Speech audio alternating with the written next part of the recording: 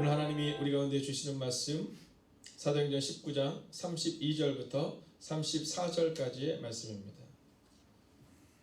사도행전 19장 32절부터 34절까지의 말씀입니다. 오늘 우리가 이 세 절의 말씀이므로 함께 합독하도록 하겠습니다. 사도행전 19장 32절. 사람들이 외쳐 어떤 이는 이런 말을 어떤 이는 저런 말을 하니 모인 무리가 분란하여 태반이나 어찌하여 모였는지 알지 못하더라.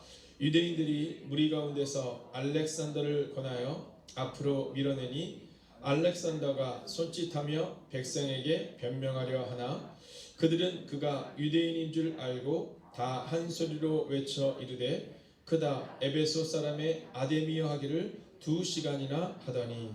아멘.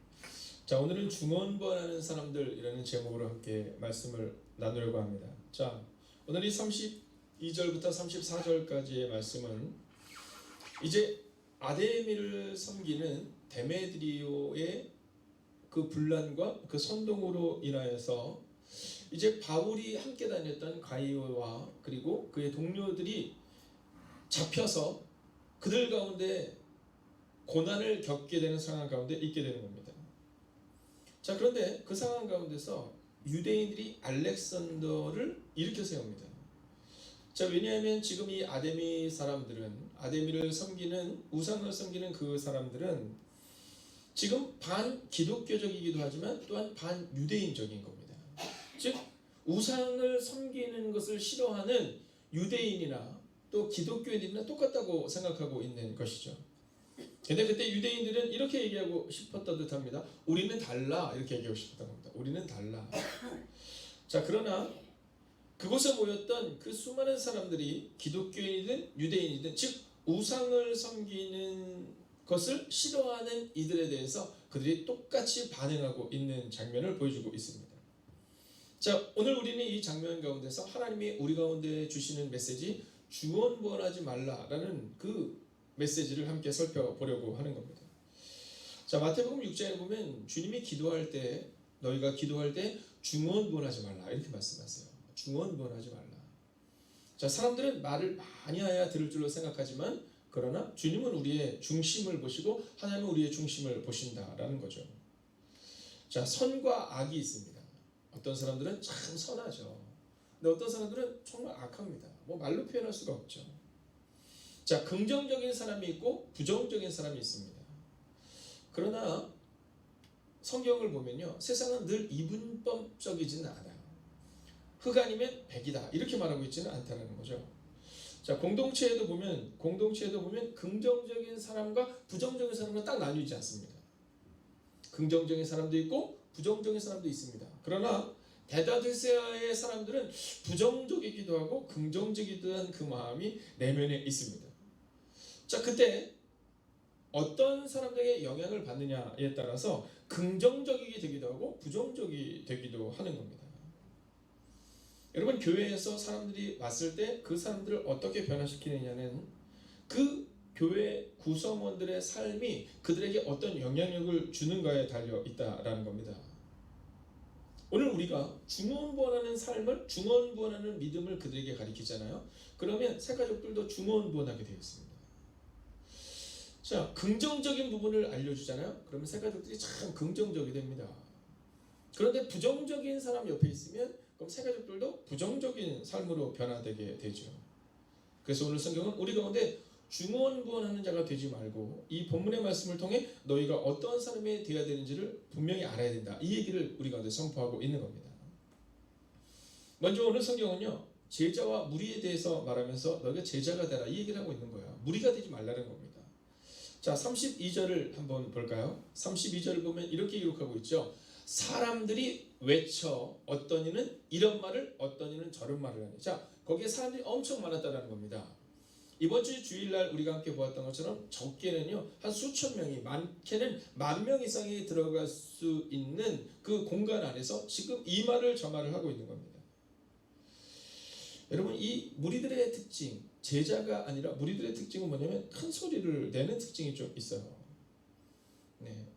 어떤 이들은 이것이 맞다고 생각합니다. 저희가 어렸을 때는 막 공동체에서 막 큰 소리 내고 막 그러면 카리스마가 있어 막 이런 때가 있었어요. 여러분 그러나 그것은 성경적이지 않은 겁니다. 또 요즘 젊은이들에게 그것이 영향을 주지도 못합니다. 요즘 젊은이들은 또 요즘 세대는 삶을 보지 그 사람의 말을 보지 않습니다. 왜냐하면 외국 속담에 그런 속담이 있어요.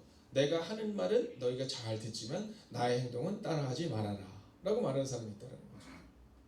가리키는 거는 잘 가리키는 겁니다. 막 외치고 막 큰 소리 내고 막 그러면서 잘하는 것 같은데 그의 삶을 보면 아무것도 아닌 경우가 있죠. 창세기에 보면 바벨탑 사건이 있습니다. 하나님이 우리 인간들을 창조하셨는데 사람들이 하나님처럼 높아지려고 해요. 흩어지지 않으려고 해요. 그래서 그들이 바벨탑을 쌓아갑니다. 그때 하나님이 언어를 다 다르게 하시는 거예요. 같은 언어가 아니라 다 다른 언어를 그들 가운데 주어버리는 겁니다. 여러분 그들이 이 말을 하고 저 말하는데 서로가 알아듣지를 못하고 다 흩어져 버리는 거예요. 여러분 우리의 최선이 하나님께는 최악이 될 수 있다는 사실을 잊지 마셔야 합니다. 바울이 그랬잖아요. 최선을 다했는데 그 최선을 다한 것이 주님을 핍박하는 거였잖아요. 오늘 우리 가운데 이 본문의 메시지를 통해 첫 번째로 우리의 가슴에 새겨야 되는 것은 소리를 내는 사람이 아니라 듣는 사람이 되셔야 한다는 거예요.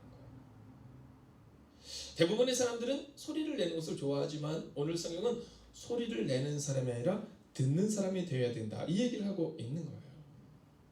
여기저기서 큰 소리가 나는데 그 소리를 내는 사람들 때문에 변화가 나타난 것이 아니에요. 여러분 우리의 가정에서 우리가 큰 소리를 낸다고 해서 우리의 자녀들이 변하지 않습니다. 그러면 어떤 사람이 되어야 됩니까? 소리를 내는 사람이 아니라 듣는 사람이 되셔야 하는 거예요. 최선의 노력이 아니라 순종을 배우셔야 하는 거예요.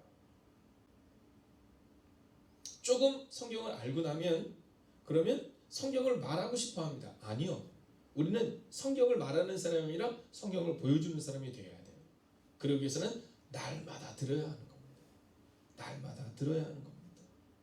여러분 집사가 된다는 것은 이제 교회에서 좀 큰 소리를 내라 이게 아니에요. 여러분 권사가 된다는 것은 이제 큰 소리를 내서 교회를 이끌어가라 이게 아니에요. 장로가 된다는 것은 내가 하겠다 이게 아니에요. 목사가 된다는 것은 내가 이 교회 담임 목사니까 이게 아니에요. 우리는 오직 그분의 음성을 듣고 그분이 우리 가운데 말씀하시는 그 삶은 살아내야 한다라는 겁니다. 이 교회의 주인은 성령님이시고 이 교회를 이끌어가는 분은 주님이시고 이 교회를 만드신 분은 하나님이시다라는 사실을 분명히 알아야 되는데 우리가 자꾸 그 사실을 잃어버리는 거예요. 오늘 흩어져서 예배를 드리는 여러분의 가정도 마찬가지입니다. 여러분의 가정이 여러분의 것이 아니라는 거예요. 여러분의 자녀들이 여러분의 것이 아니라는 거예요. 요즘 제가 학교에서 아이들과 이렇게 얘기를 하다 보면 아이들 가운데 그런 얘기예요. 우리 엄마 아빠랑은 말이 안 통해요. 우리 엄마 아빠랑은 말이 안 통해요. 여러분 중고등학교 때 말이 잘 통하지 않잖아요. 그러면 20대가 되고 30대가 되고 말이 잘 통하지 않습니다. 부모님들은 뭐라고 말씀하는지 아세요? 마찬가지 말합니다. 요즘 애들은 우리의 말을 듣지 않는다는 거예요. 여러분 소통이 사라진 겁니다. 그럼 그럴 때마다 제가 학부모님들에게 상담을 하거나 아이들과 상담을 할 때 그런 얘기를 해줘요. 잘 듣는 훈련. 자, 서로가 듣는 훈련. 여러분 같은 것을 보고도 다 각자의 말을 하거든요. 근데 그때는 듣는 훈련이 필요해요. 교회도 가정도 마찬가지입니다. 부모도 자녀도 마찬가지예요. 듣는 훈련이 필요해요. 그런데 우리는 어렸을 때부터 듣는 훈련보다는 하는 훈련을 배웠죠. 사랑하신 여러분, 이 시대에 하나님이 우리 가운데 원하는 사람은 외쳐서 이 말을 저 말을 하는 사람들이 아니라 그래서 공동체를 시끄럽게 만들고 자녀들을 양육하지 못하는 사람이 아니라 하나님의 음성을 듣는 사람입니다. 오늘 주님의 음성을 듣는 여러분과 제가 되기를 오늘 이 본문에서 깨닫고 돌아가시기를 주의 이름으로 축원하겠습니다. 두 번째는 분명한 기준이 있는 삶을 살아내야 한다는 겁니다. 분명한 기준이 있는 삶을 살아내야 된다. 자, 오늘 32절을 우리가 처음부터 끝까지 한번 같이 읽어보겠습니다. 함께 읽을까요? 시작. 사람들이 외쳐 어떤 이는 이런 말을 어떤 이는 저런 말을 하니 모인 무리가 분란하여 태반이나 어찌하여 모였는지 알지 못하더라. 여러분 왜 모였는지 모르는 거예요. 기준이 없는 거죠. 왜 모였는지 모르는 거예요. 기준이 없는 거죠. 제가 예전에 서울역에 계시는 우리 노숙자 분들을 섬기는 그 봉사 단체에서 같이 한번 간 적이 있습니다.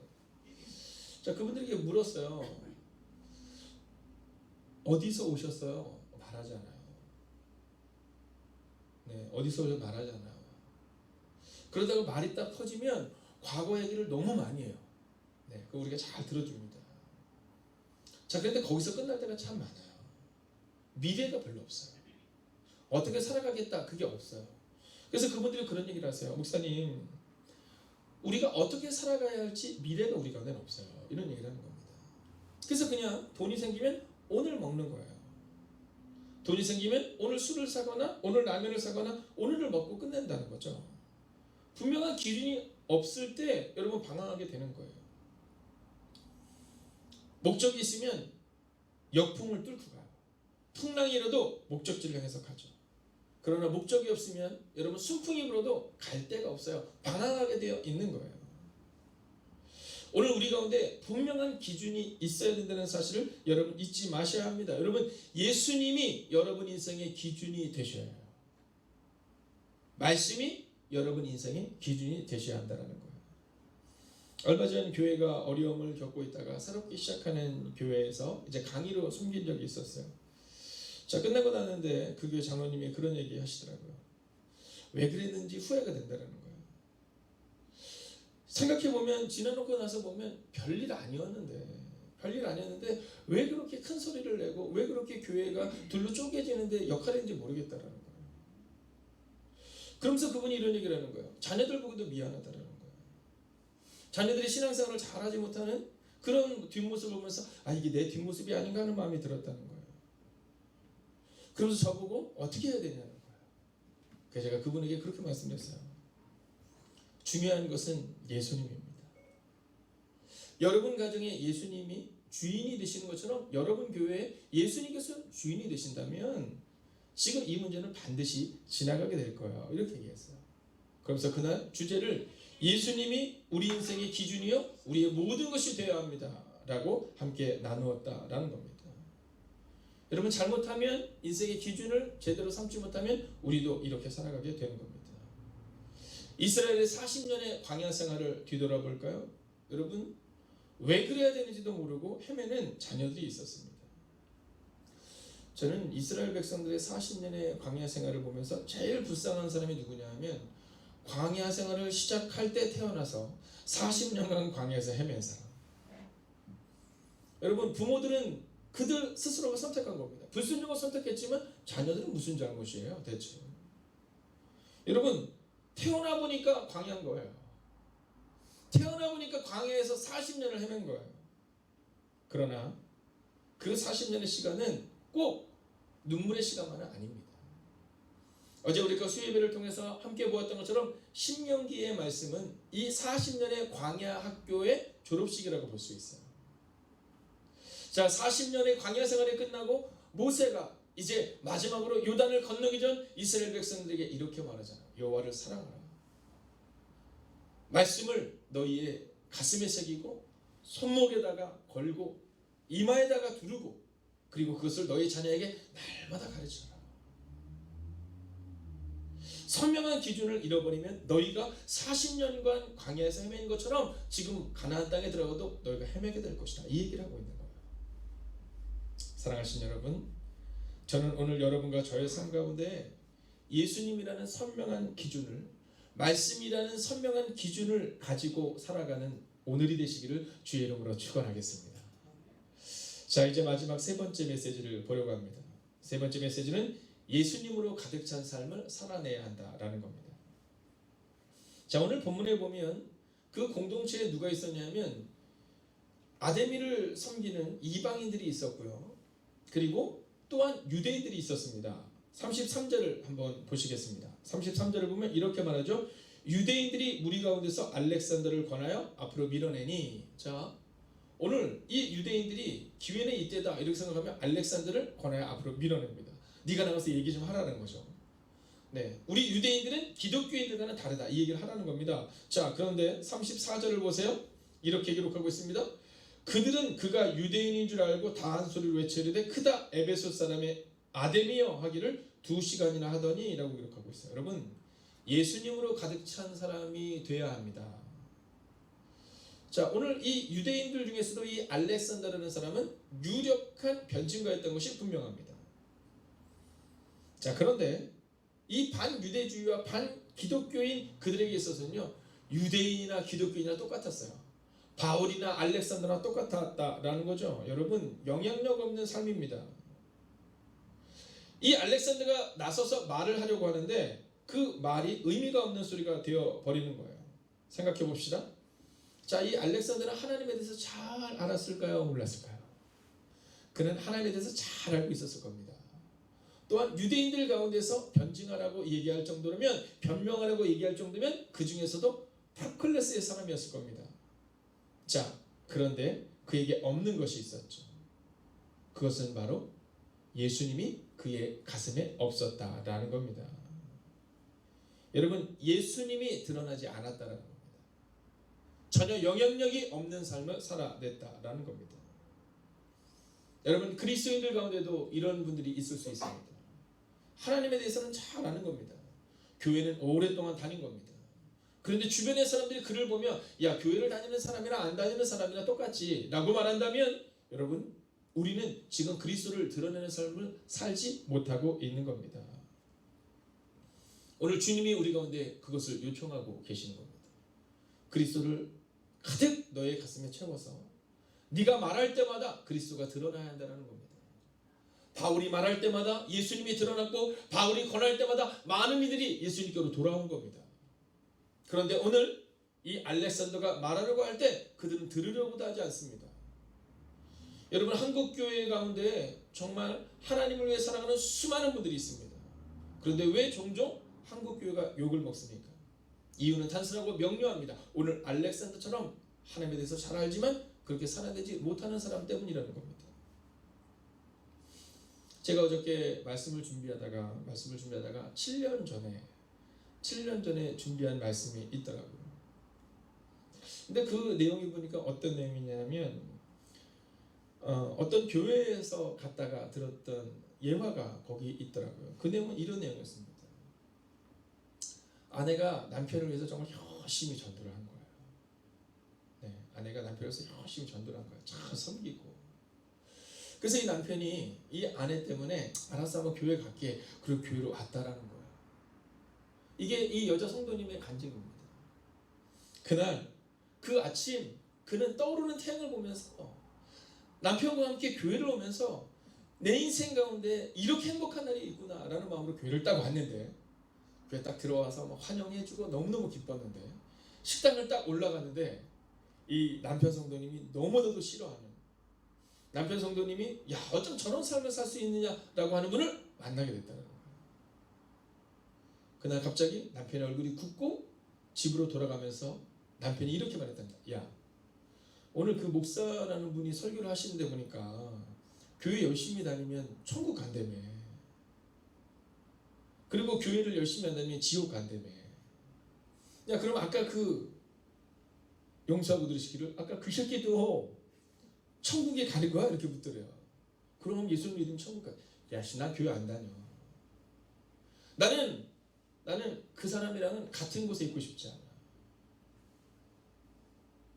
여러분, 이 얼마나 무서운 일입니까? 성경은 만약에 누군가를 주님으로부터 멀어지게 하는 자, 여러분 그 목에 연자맷돌을 달고 여러분 우리의 모습을 돌아보셔야 합니다. 오늘 여러분은 그리스도의 향기를 드러내고 있습니까? 아니면 알렉산더처럼 잘 알지만 영향력 없고 의미 없는 삶을 살아가고 계십니까? 저는 오늘 이 새벽 이 시간 여러분을 축복하며 믿음으로 선포합니다. 사랑하신 여러분, 이번 한 주간을 살아가실 때, 오늘을 살아가실 때 믿음으로 살아내시고 예수님이 충만한 삶을 살아내셔서 그 누군가에게 예수님이 향기를 바라는 사람, 알렉산더처럼 나서자 더 큰 소리가 나는, 알렉산더가 나서자 더 큰 사람들이 2시간을 소리 지르는 그러한 삶이 아니라, 여러분이 등장했을 때 여러분의 삶으로 인하여 그리스도가 드러나는 은혜가 임하기를 주의 이름으로 축원하겠습니다. 말씀을 마칩니다. 요한 사도는 사랑의 사도라고 이야기합니다. 근데 요한 사도께서 이제 하나님의 부름을 받으시기 전 그 노년의 모습을 가지고 마지막 설교를 하실 때 설교가 늘 같았답니다. 설교가 늘 짧았답니다. 아마 모르긴 해도 요한 사도께서 와서 말씀을 전하시면 우리 중고등부 아이들은 다 요한 사도님의 교회로 다 떠날 것 같아요. 네. 왜냐하면 요한 사도는 마지막 그의 설교는 늘 같았는데 강단에 딱 올라면 이렇게 얘기했어요. 여러분 사랑하십시오. 예수님처럼 사랑하십시오.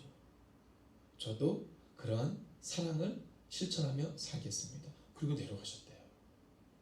근데 사람들이 평생을 주님을 위해서 살았던, 평생을 주님을 위해 헌신했던 그 요한 사도님의 그 삶을 보았기 때문에 그냥 그 자체가 은혜가 되었다는 거죠. 우리는 중언부언하고 말을 많이 해야 듣는다고 생각하지만, 그러나 우리의 삶에서 그리스도의 향기를 드러낼 때 여러분 그 그리스도의 향기가 여러분의 가정을 가득 채우고 교회를 가득 채우고 그리고 여러분이 있는 여러분의 직장, 여러분이 있는 가정, 여러분이 있는 공동체를 가득 채우는 은혜가 임하기를 주의 이름으로 축원하겠습니다. 기도하겠습니다.